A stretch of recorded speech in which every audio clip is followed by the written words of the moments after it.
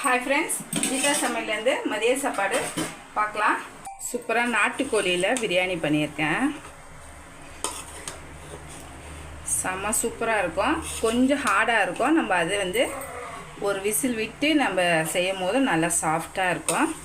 அதேமாதிரி நான் சின்ன பீஸாக தான் போட்டிருக்கேன். எல்லாத்தையும் பெருசாக போடல நாட்டுக்கோழியை.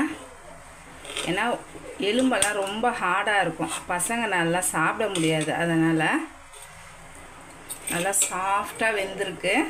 கொஞ்சமாக நாட்டுக்கோழியை எடுத்து பெப்பர் போட்டு அப்படியே பெரட்டினா மாரி செஞ்சுருக்கேன். ஏன்னா நைட்டுக்கு கொஞ்சம் இருந்ததுன்னா தோசை கூட வச்சு சாப்பிட்டுக்கலான்னு சொல்லிவிட்டு பீஸே இவ்வளோ சின்னதாக தான் போட்டு வாங்கிட்டு வந்தோம்.